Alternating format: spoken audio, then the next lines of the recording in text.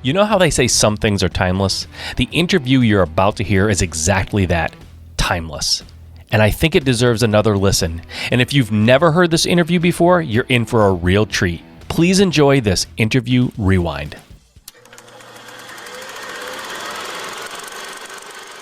Hey man, you can do this on the side. I did it. You did it. 100%. The excuse of I don't have the time, that's all it is. And it's an excuse. I mean, I had my daughter, my first child was born, I think 2 months before we closed on our first property. Yeah. So I had a wife, I had a kid, I had a day job, and then I was doing this as well. So I was crazy busy, but it can be done. Yeah, it can totally. be done.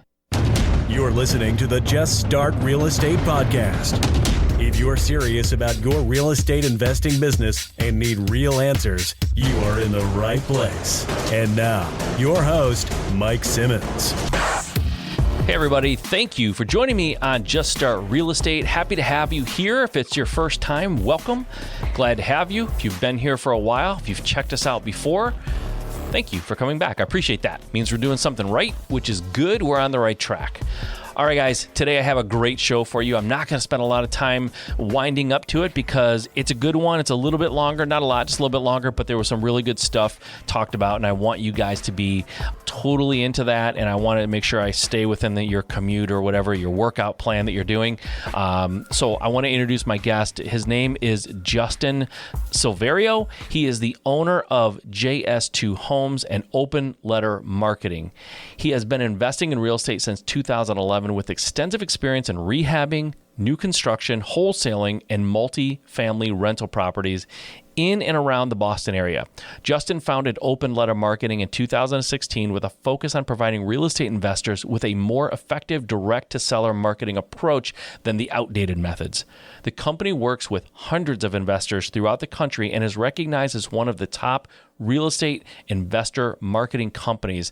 Justin is A, smart real estate investor, B, really good at these tech products, these products that real estate investors need and use. And he's also a really good dude. And he had a little surprise for me when we jumped onto the call before we started recording. He shared with me what his latest project that he's been spending all of his time on over the last, since the whole year, 2020. And we dive into that quite a bit too, because it's exciting and I think you guys are going to really benefit from it. So without any further ado, guys, I give you Justin Silverio. Hey, Justin, thank you very much for doing this. I appreciate you being on, man. I appreciate you taking the time. Thank you. Thanks so much for having me on. This is going to be great. Yeah, I'm excited about it. We've known each other for a while. I know you have a lot of cool stuff going on in addition to real estate. So we're going to dig into kind of a lot of that. But why don't we give everyone listening a little bit better sense of who you are? They have a high level view of what you've done. But let's maybe even wind the clock back a little bit. Let's talk about before you got into real estate. What were you doing? What was your life like before that? And then why in the world would someone get into, no, I'm just kidding. Why did you get into real estate? What happened to kind of push you into that world or pull you into that world? Yeah, sure. So it goes way back when I was a kid. My father was a general contractor since I was born, and I always enjoyed walking through his projects and taking a look. And I always felt that there was something about it that was artistic. He's creating homes and just amazing things out of raw materials. Yeah. And I always loved that, but I never wanted to be a contractor. So I always had that kind of in the back of my head, loved walking through properties and stuff like that. Fast forward to about 2008, 2009, when the flipping shows came on. That really piqued my interest because at that point I was an accountant. Okay. And I was working at a private equity shop and I liked it, but I didn't love it. Yeah. And once I saw those shows, it really sparked my interest and said, well, I have the numbers and understanding of, how to evaluate deals and knowing the number side, but this is maybe a way to get me into the construction side without being a contractor and working for retail owners. Yep. 2010, my father and I teamed up and we started looking at purchasing our first property, and we got the first one under contract, and we basically just teamed up. I would find the deals, look at the numbers, figuring out where to buy them, where to sell them, and he would help me and teach me about the construction side. Nice. And it was basically marrying two of my passions together. While still doing my full-time job, I was doing this part-time, and I absolutely loved it. And the first time I did it, I said, man, this is what my future is going to look like. And that's how I started. How old were you at that point? So this was 2010. So I was 30. Okay, so around 30 is when you sort of got into this and got the bug. It's around the same time frame that I sort of decided that this is what I wanted to do. I just didn't take action quick enough. It took me a few years. It's funny, you talk about those flipping shows. I remember in 2008, 9, I got married in 2007, and I remember watching these shows with my wife. And they started off getting us kind of excited about it and interested, but it sort of, you know how those shows go, right? It's like every show is like major stress. And so my wife would watch these things and she'd be like, I like them. And they kind of make me excited to do real estate, but they scare me too. Like I'm getting freaked out by all the things that could go wrong. And I'm like, you know what? I guarantee a lot of that stuff's manufactured. But, you know, I always say once I started flipping houses, I was like, if I was wrong every time I bought a house on the renovation by double, like what it should have been, I would be the worst investor in the world. Like these shows they get on, it's like our rehab budget is $30,000, and then at the end it's like we went to $60,000 in the rehab and we still made $100,000. Like that doesn't work in our market. I know that in Michigan, if you're off by $30,000 on the renovation, you just paid to renovate that house. You're not making money. But that's funny you say that. So around 30, you and your dad working together. Your dad showing you the biz. So what happened? You flipped. I assume it was a flip you did, yeah? Yes. Yeah. The first one was a flip. Okay. And it was rather a big flip. People get into it and they do just like a, fluff and buff. But we had an addition. We had full gut. Okay. We had structural stuff that we had to work with. But really at the end of the day, I felt comfortable because he did this day in and day out. Yeah. This is what he did for his construction side. If I didn't have him, probably take me a lot longer, and it would have had to have been an easier renovation to get into my first deal. Yeah, for sure. Fluff and buff is awesome. I've never heard that. In all these years, I've never heard fluff and buff. I've heard lipstick on a pig, and that's what I came to mind when you were talking about that. That's awesome. Having your dad, that's a huge comfort. When you're flipping houses, I mean, you have a couple of fears. Number one, I don't know what I should buy and sell. Like, I don't know what it'll sell for, ARV, right? I don't know what to buy it for. But then the big unknown usually is the construction. Like, what's the renovation going to cost? And they're just trusting all these like random contractors that they're getting off of Craigslist. You had that comfort level, which is great, right? So you guys were able to take on something a little bit more challenging, which I wouldn't necessarily recommend when it's your first one, unless your dad is a construction guy, knows what he's doing. So that's a good thing. So you started off with a flip. Now let's just kind of like highlight the next few years. Like what happened in your business? Did you just continue to flip and work your full-time job, or how did that work? Yes. Yeah. For the first 5 years, we were flipping while I was still having a full-time job. So that was me, and I would be doing marketing throughout that whole period of time. So I'd be sending out mailers, and I started off with direct mail. So I would send out the direct mail. I'd be on my way to work. I'd usually have like an hour and a half commute to and from work. So I'd be on the phone with contractors in the morning. I'd be talking to sellers at lunch, and I'd be jumping out of work during the day to talk to sellers if they were like really good sellers that called in. Talking to sellers on my way home, stopping by the properties on the nights and then weekends. Yeah. So it was tough. That first 5 years, those were some difficult times, but they were exciting as well. Yeah, so, I lived that life almost exactly. I wasn't I wasn't working in the same industry, but in the automotive industry, kind of mid-level management position. And I was, at the end, I'm kind of embarrassed to say it. It's not great. I wasn't a great employee at the end, but I was running a full-on flipping business before I left my job, like from my desk at work. I was just doing the exact same thing. It was for sure heavy in the morning, heavy in the lunch, and heavy at night. But there was a lot of calls being taken during the day, and I was fortunate enough, and I'm not suggesting this to anybody, but the industry I worked, I was right next to a shop, like an automotive shop that was loud, kind of, right? So I could go in there and have conversations, and nobody really knew at work. But so I did that for a while until it was like, man, I'm to hold myself back. Like I'm here all day long, and I'm running a much more successful business on the side than I'm actually having right here. So 5 years. So that's good. It's good for people to know. I think a lot of people use that like, I've got a full-time job. I'm busy. I can't do it. Listen, I'm not advocating like being a bad employee, but you can do this on the side. You do have mornings and nights and weekends and lunch. Like if your lunchtime is so important to you that you can't conduct your side business during your lunch, then I don't know, maybe you're not that serious about it, but I did the same thing, man. My lunchtime was work for me, and like after work was work. And you live in a state that you guys live in, you have cold weather, right? So I would go like in the wintertime, like it gets dark at 5:00 in Michigan and during the winter. And I would leave work. It's pitch dark basically. And I'm like in houses in the basement with no electricity, frozen like it's just cold as a freezer. And I'm down there with like my cell phone light, like looking at electric, the electric panel and stuff. So yeah, man, I know that life. I know that world. It's something, but it can be done. Like people use that as an excuse. That's not an excuse. Absolutely. It's like totally you can do it. Like don't think you have to quit your job right away. You don't. And I don't even know if that's necessarily a good idea for people. Like especially if you're making decent money and you have a family, like, hey man, you can do this on the side. I did it. You did it. 100%. The excuse of I don't have the time, that's all it is. And it's an excuse. I mean, I had my daughter, my first child was born, I think 2 months before we closed on our first property. Yeah. So I had a wife, I had a kid, I had a day job, and then I was doing this as well. So I was crazy busy, but it can be done. Yeah, totally. Just out of curiosity, because I know there's a lot of listeners that are new, and I know I'm trying to like get into their head a little bit. So you were working at a full-time job. Your dad helped you with the renovation. I get that. How did you fund your first deal? How did that one look? Yeah, good question. Even before I went out and started purchasing properties, I went to 3 regional banks. And I went to them with my financials, with my father's financials, and I presented them with basically a booklet. I did my homework. I found out what they wanted to see, all the information. And we had a formal meeting. And the meeting was to talk about, I had a business plan too. I had, I think, a 50-page business plan of exactly the next 5 years, what it's going to look like. And I had those meetings with 3 regional banks, and every single one of them after that meeting, they all said, we want to do business with you because we see exactly what you're doing. You're well thought out. It's planned. You're organized. It's very formal. We want to work with people like you. So right out of the gates, we were fortunate enough to get bank financing.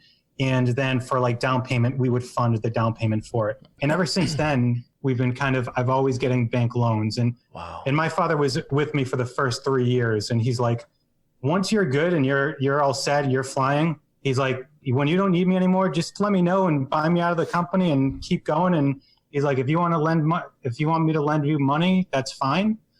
He's like, I'm just doing it to set you up. So that's awesome. Kind of how things went from there. Yeah. So I was going to ask you a question that I thought I knew the answer to. Now I'm going to ask you, and I think I still know, but it's not the same answer.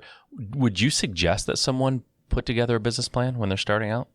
I would. It worked for me. Yeah. The answer is typically no when I ask people this, but a lot of entrepreneurs are not organized and they're not thorough. Yeah. So it's a convenient and easy answer to go, you don't need it. And I don't think you do need it, but if you have that capacity and you're that organized and you have the wherewithal to put it together or have it put together, then like you said, you went into a bank. Like what year was this again that you went to the banks for the first time? 2010. See, now that's critical because as everyone knows, banks were scared to death of us in 2010, to death of us. So you going in there and having them all say, we want to work with you is 10 times more impressive in 2010 than it would be in 2020 or in 2005, like 10 times more impressive. So it really speaks to the power of the approach that you took. And banks do love organization and professionalism, right? So that's huge. It's interesting too, because I don't have a lot of people on who put together business plans. So I like that you have that perspective. And really, did I ever, I mean, I don't know how many times I've really looked at my business plan since, maybe 1 or 2 times, right? Sure. But even if I just did it to get that bank loan, it was well worth it. Totally. I mean, honestly, unless you're a doctor or something, like a lot of times, like a business degree, like go to school and get a business degree. I have a business degree. I hear a lot of people say that like the degree is just the gateway to the world that you want to get into, right? Yeah. You don't necessarily lean on the degree every day of your job.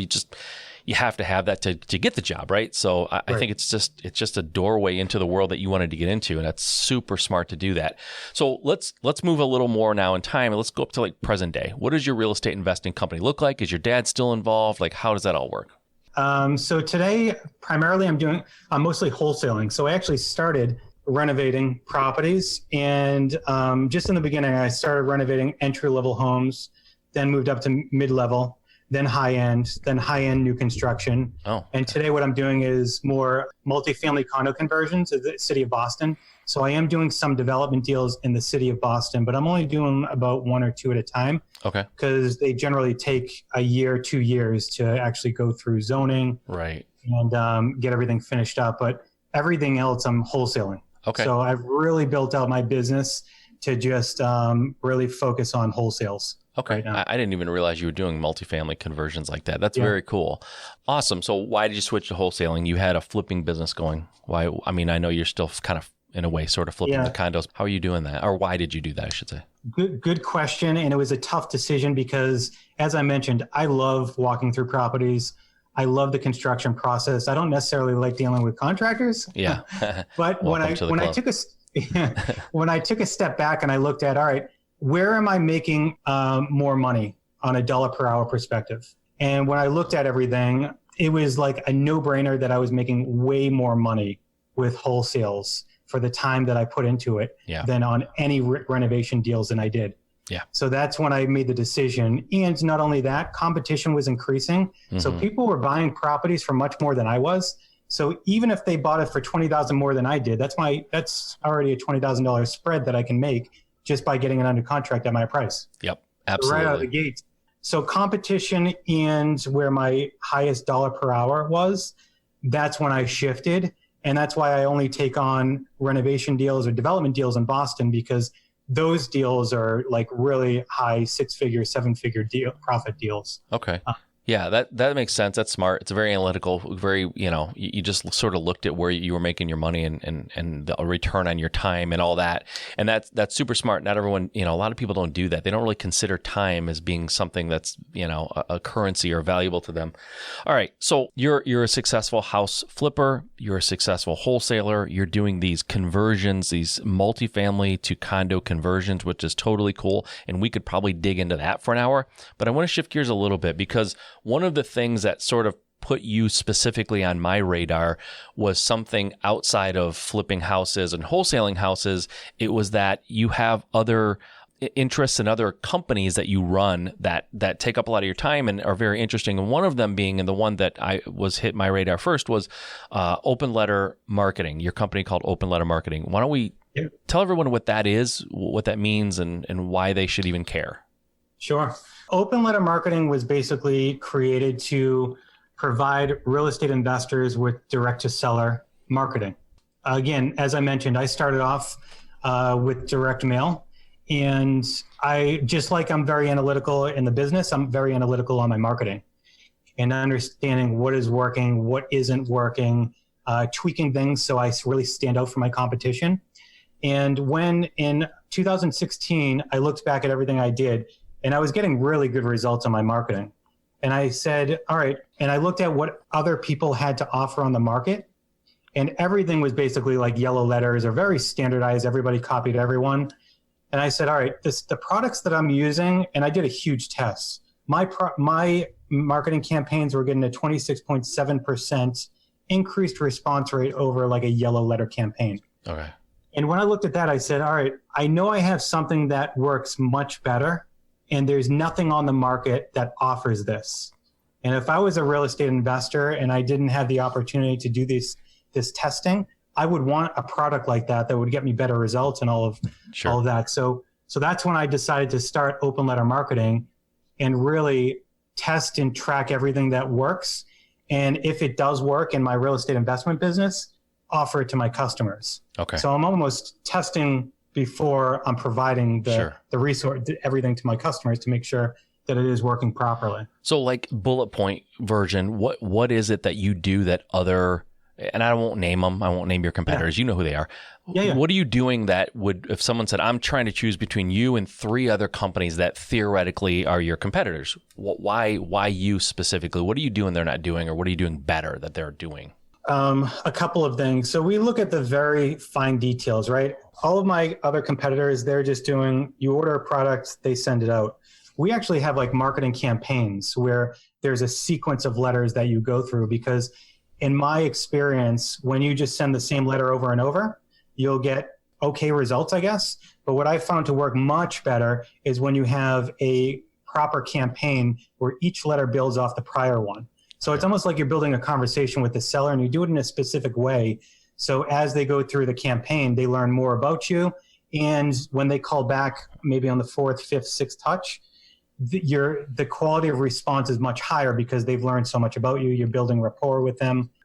We look at like the really fine details. Yeah. And even with those campaigns, one of the biggest struggles for investors, and myself included, was managing if someone says, hey, take me off your list, how are you going to make sure that they get taken off? So when you send future marketing mailers, they're not going to be hit again. Right. So we manage and we share a Google file with our customers. So as they go through the campaigns, they can remove them off the list. Okay. So future letters that we send them, they don't hit those people again. So if I'm using you and I give you a list and I've, 10% of the people say, take me off the list, and I send you a brand new list a month later, you scrub that based off of a Google Doc that's shared. Yeah, you don't even have to remove them off your own list. You just remove them right from the Google Drive file, and you don't even have to do anything. We're going to pull that list next month, and they won't be on the list. So every time you send mail out for me, you're going back and scrubbing this master Google list. Okay. Exactly. So those are the like little fine details with, sharing the file to make your life easier, the investor's life easier, because that was always a challenge for me. So I'm trying to just create a solution for my own issue. Right. And also the campaigns, just looking at the details, like, should we use a logo? Should we not use a logo? What colors are better than others? What trigger different responses? What should we be using, during these economic times, right? We always want to stay ahead and offer our customers with things, especially for like COVID. Yeah. So we were one of the first ones that ever offered COVID specific letters to change it up, to really speak to your sellers, to let them know, hey, we can do a lot of the stuff over the phone. So making sure we're changing gears. Okay. You mentioned talking about logos and colors. Do you consult with your clients in the beginning, or how do you convey to them whether or not a logo makes sense or whatever, the color scheme they're using? Like, do you actually do a consultation, or how does that get delivered to your client? All of our stuff is very unique. Like if you looked at any of our envelopes, I have some over there, but they're very unique colors and looks and patterns. Okay. So they have different envelopes to choose from. As far as the logo, I'm a big proponent of using a logo. If they call in, and that's one other thing, a lot of our customers call in first before they order. Yeah. And our marketing people and our salespeople are well-versed because I share everything that I'm doing. Okay. So they know exactly what I'm doing, how it works. Gotcha. So they can provide that strategic approach. Okay. So you do give them some guidance when they call in and kind of become a client with you. Cool. Okay, so that's open letter marketing. It's a great service. I know about it. I'm personally familiar with it. So I definitely recommend it. I mean, Justin knows his thing, and it's always good to work with someone who's like in the industry that they serve. You know what I mean? As opposed to like, I'm a whatever. I'm a doctor, but I open up this, company and I don't know anything about your industry, but I'll print your mail, right? Like, what's happening in the industry, and that's a good thing. And when the industry changes, which is also good. Interesting thing about this particular episode and this interview and this discussion is when we got on the phone, I found out something about you I did not know. And by the way, just full disclosure, I know Justin through our 7-figure flipping program. He's a member of it. He's been a member for a while. And that's kind of how we met. But so I do know you and I know what you're up to. But one thing I didn't know you were up to, and we talked about it as soon as we kind of jumped on here, we started catching up. And I said, let's spend a lot of time on this. Like, let's really dive in because I think it's cool. All of your time for the past, 5 months, is that fair, or has it been longer than that? Well, yeah, we've been working on it for the last year or so, Okay. But in the last 5 months, it's been pretty much 90 to 100% of my time. Okay, so you got a guy who's a successful wholesaler. He's doing condo conversions, and he runs a company that services a huge base of clients for open letter marketing. And now you've chosen to spend 90 to 100% of your time on something else, right? Like serial entrepreneur, but I like it. Tell us everyone about this service that you're creating, this new product, because when I heard about it, I was like, I want that product. Like you started talking about it, I immediately said, I want that. I need that in my business. So I think it's a super timely and important thing for people to hear about because I think it's going to be awesome. So why don't you share with us what you're working on and just what it does? Yeah, sure. So again, my goal is always how can I truly make an impact and provide value to as many real estate investors as I possibly can. And in the last 4 or so years with open letter marketing, what I found is like real estate investors, they are good at what they do, but they are not necessarily marketing experts. So it's always trying to figure out how can I make everybody an expert in marketing without having to get a degree and research and all that stuff. How can I create a product that can get them there? After talking to tons of customers and even just figuring out how I can systemize my own process. Yeah. Because my Excel spreadsheet, it's a very advanced spreadsheet that shows you all the different lead types and the campaigns and all this stuff. Yep. So I said, how can I do this and make it very easy for somebody and create a software? So about a year ago, that's when I started to kind of develop my own software that's basically a lead and marketing management system that will allow people to either purchase or import lists, all their lists into this system. It will stack the lists on top of each other to identify if certain properties are on multiple lead lists. And you can also identify the quality of a list when you import. So for instance, like a driving for dollar list for me is a really high quality lead versus an equity list is like low quality lead. Okay. So as you're importing these different lists and identifying the quality and its stacking, now you can really get amazing information that most investors don't have right now is where are my high quality leads, medium quality leads, and low quality leads. And now once you have a good understanding and have that information, you can start creating marketing campaigns for each of those buckets. So for me, instead of spending 100% of my marketing dollars evenly across my leads, I'll attribute 60% to my high quality leads, 30% to my medium quality, and 10% to my low quality. Okay.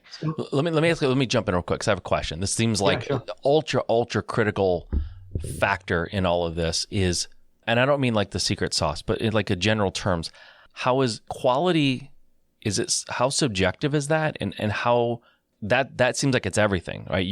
Everything's hinged on the quality of the lead. Yep. How is that determined? I give you a bunch of like lists that I have and some driving for dollars, and I just sort of give you this jumble.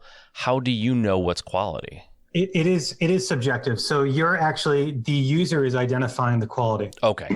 So we have recommended quality rankings for each different type of lead list. Okay. But ultimately it's based on user, because for me, there are certain lead types that work really well for me, and other ones, and those same lead types won't work well for other people, depending. Okay. And it's really hinged on not only geographic, but it's also investment focus. Yeah. That changes. Yeah. So you're asking folks when they come on board, you're saying basically, where have you had your success, or which lists do you feel are like your best lists? Yep. Okay. Awesome. That makes sense. So does every list I give you get stacked, or do we stack them in groups? Like, hey, this is my equity list. I love this list. And you kind of stack that one. And here's my driving for dollars list, stack it differently.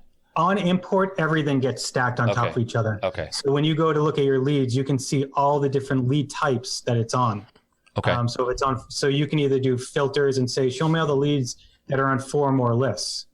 On import, it's also going to identify vacant properties, absentee owned properties, multi-property owners. It's going to identify that? The system identifies that? Yeah. So I can give you a list of 100,000 properties or names, and you can tell me how many of those are vacant.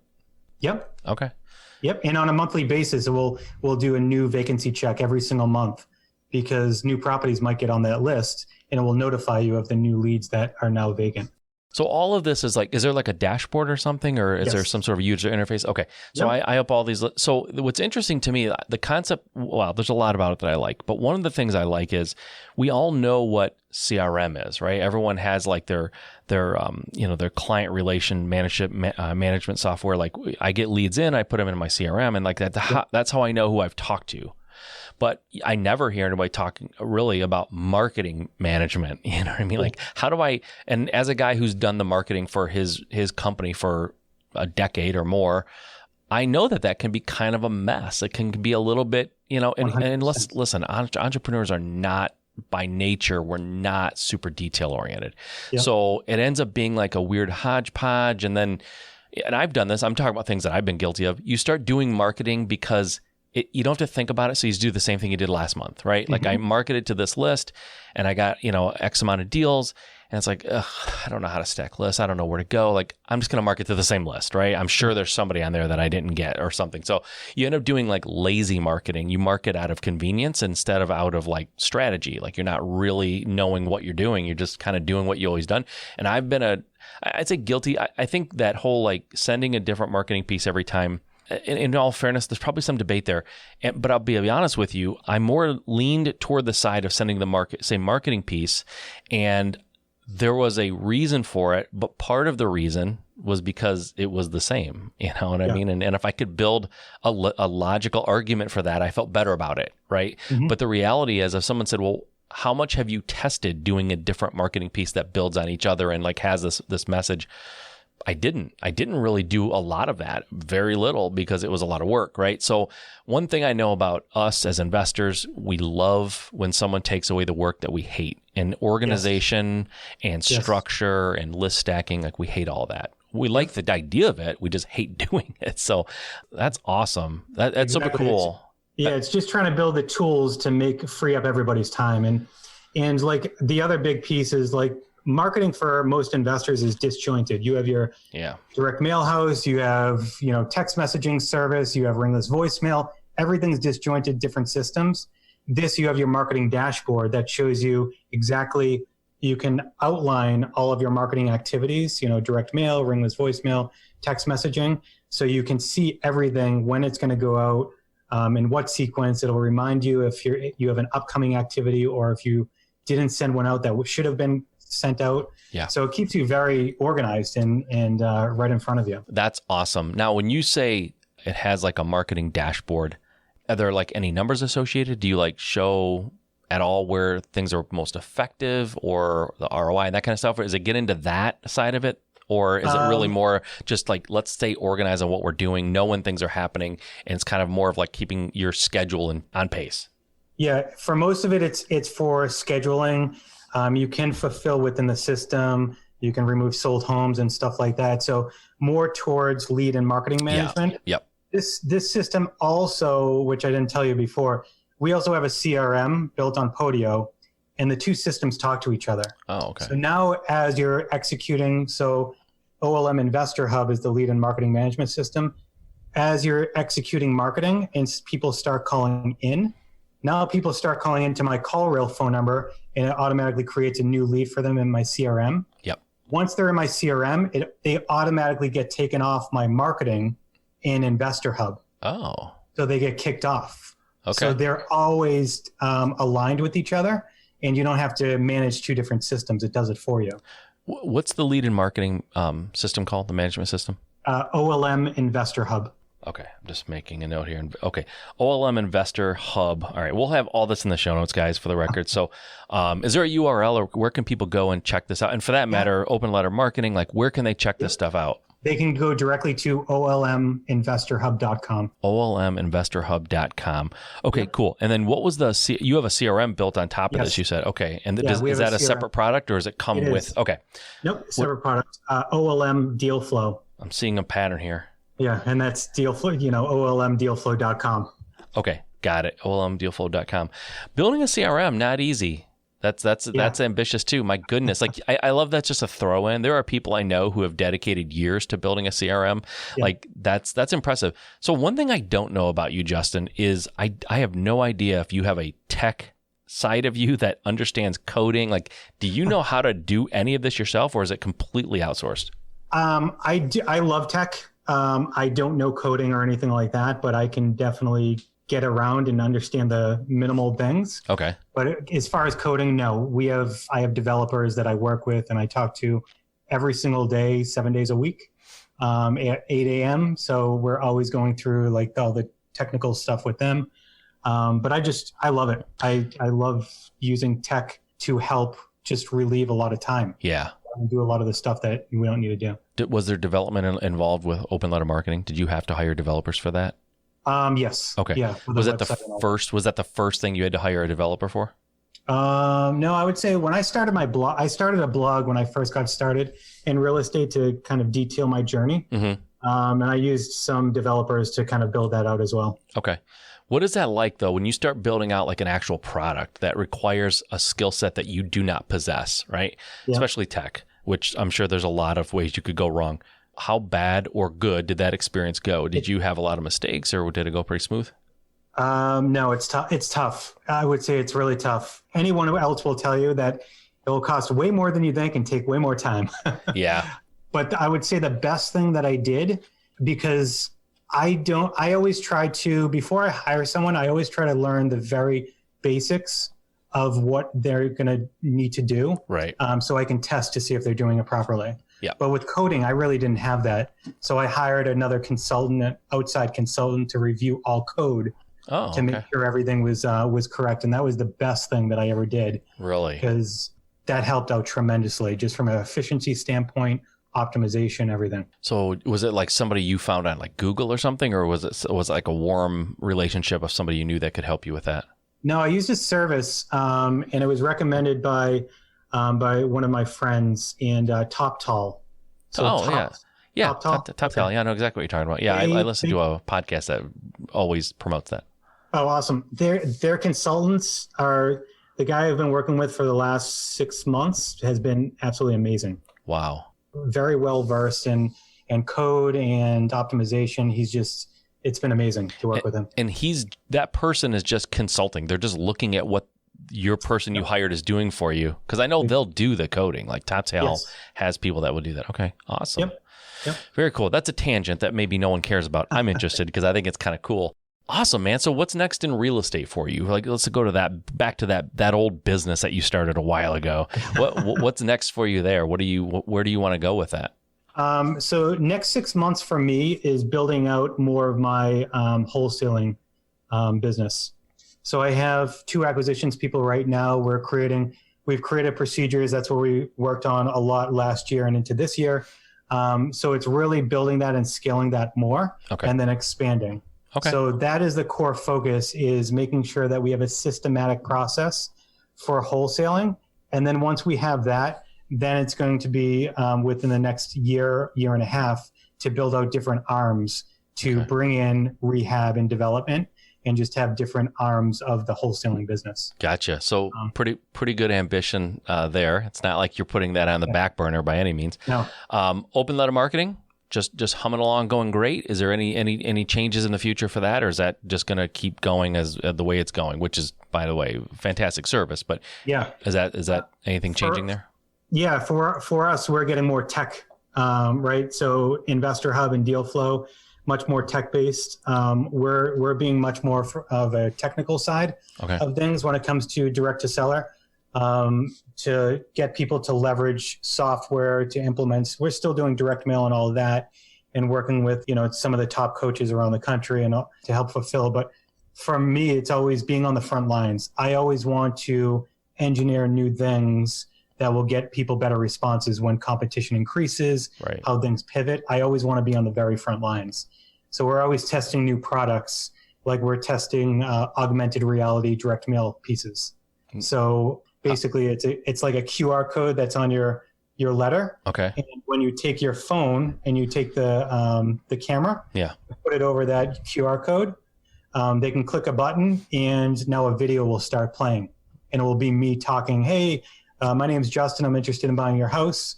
If you want to give me a call, click the button right below, and they can click on it and then call me. Wow, that's sweet. It's pretty cool. That's awesome. The tech is still kind of being worked out. So there's different things that I'm not going to launch yet because there is still a little bit more clicking than I like.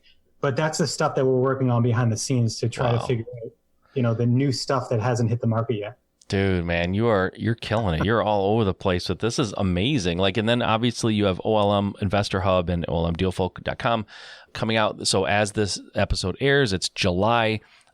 It's out now, so people can go and start working with you and start using this. I think when I started doing wholesaling, I started flipping in 2008.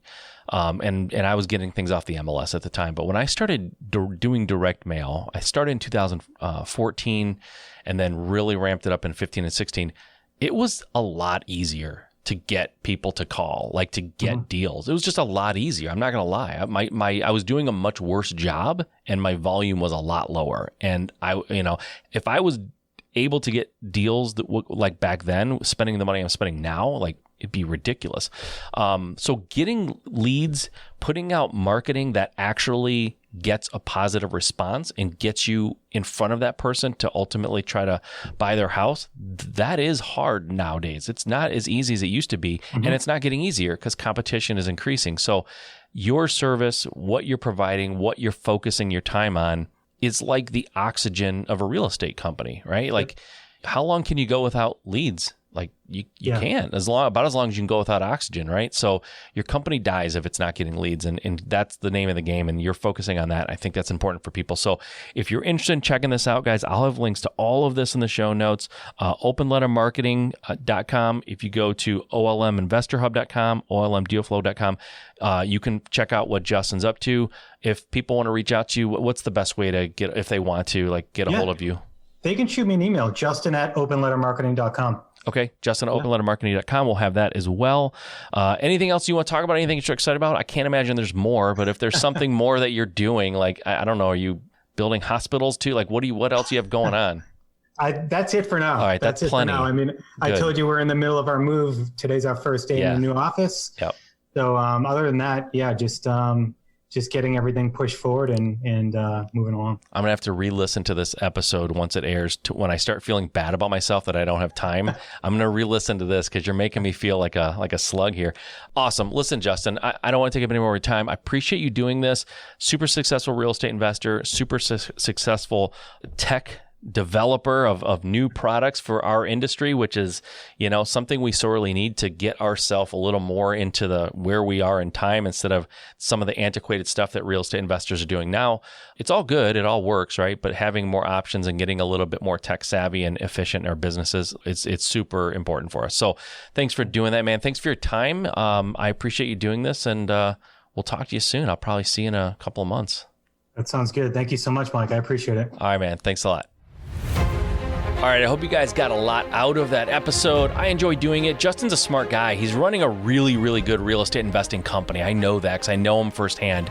And Open Letter Marketing is a great service that I know is helping a ton of people. So his new product, OLM Investor Hub and olmdealflow.com, those are going to be amazing. And I wasn't kidding. I told him after the interview stopped that I'm serious about this. I really would love to take a look at this product that helps with marketing management side of things, like stacking the lists and just understanding what you've been sending out and what's coming up, and just having that level of organization that a lot of us don't have. So if you're serious about your business, guys, you have to use tools that help you become faster and better and more lean and more efficient, and ultimately save you money because you're getting faster and leaner and more efficient. So if you set goals for 2020, you've got about half the year left to make those happen. Maybe not even quite half to make them happen. So get out there and get going and use products and services that help you get there. All right, guys, until next time, if you really want this, if you really, really want this, get out there and just start. All right, guys, make today a great one. We'll see you next time.